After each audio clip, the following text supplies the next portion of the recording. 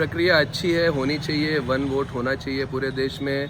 पूरी प्रक्रिया पॉलिटिकल है, इसके पीछे मंशे हैं 2027 के चुनाव के। और रियल में देखा जाए टाइम फ्रेम बढ़ना चाहिए। हर इंसान देना चाहेगा अपना डॉक्यूमेंट्स, कौन नहीं चाहता है। हिंदुस्तान वतन में रहते हैं, जो चुनाव आयोग कहेगा हम प्रोवाइड करेंगे, बट टाइम फ्रेम लिमिटेड होने का मतलब इसके पीछे सियासी दांवपेच है। And executed by Bhajpa and followed by चुनाव आयोग, that is not acting as a independent body. चुनाव आयोग कम्प्लीटली काम कर रहा है बायस्ड होके, किसी चीज़ का जवाब नहीं देता, वोट चोरी पे जवाब नहीं देता, कॉन्फ्रेंसेज में ब्लैंक होता है। एक महिला की फीडिंग हम कर रहे थे, हमारा मित्र कर रहा था हल्दौर में। उस महिला की फीडिंग वो हल्दौर से कभी बाहर ही नहीं गई है अपनी पैदाइश से आज तक। 47 जगह उसके वोट दिखा रहे थे अलग अलग विधानसभा में। कौन कर रहा है ये?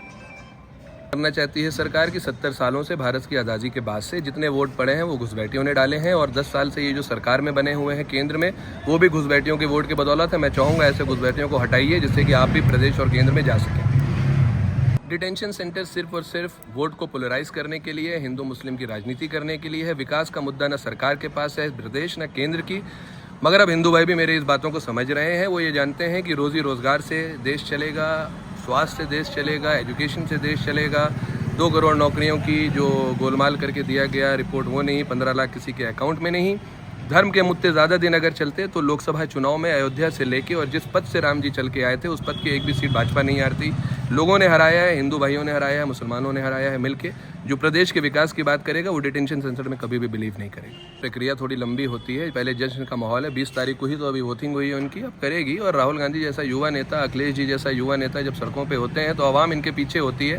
बेईमानी से चुनाव जीता जा सकता है, दिलों पर राज कभी नहीं किया जा सकता है, ना देश का विकास किया जा सकता है। Prize actually this is a prize for the Bhajpa which has given by the चुनाव आयोग। और ज्ञानेश कुमार जी से मैं कहना चाहूँगा, एक सवाल आपके माध्यम से पूछना चाहूँगा। उनकी बहू बेटी जो भी हैं, उनके लिए हाईकोर्ट ने एक आदेश किया था जब वो IAS थी, और उनको आदेश में सख्त मेंशन किया गया था कि इनको वापस से ट्रेनिंग फेज़ में भेजा जाए। किसी शहर की ये DM नहीं बनाई जाएंगी।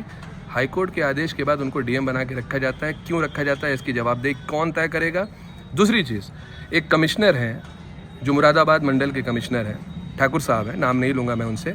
मैं सरकार से ये भी सवाल करना चाहूँगा कि एक कमिश्नर का, एक IAS का वर्किंग फेस 3 साल होता है।